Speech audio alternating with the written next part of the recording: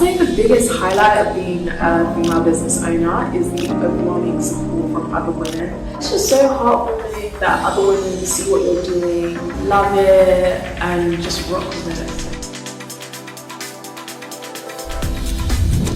I'm Annette, I'm the co-founder of Yeska and we're based in London. Yeska is a friendship app for young women to make meaningful connections by matching and bonding with complementary personalities. With over half of Gen Z and millennial women reporting that they feel lonely, we are focused on the 66% who want new friends, but the 59% who are struggling to make them. A common misconception is that female friendships are fragile compared to male friendships, which obviously this isn't true. Francesca is Yeska's other co-founder and she's also my best friend. We are two very compatible people.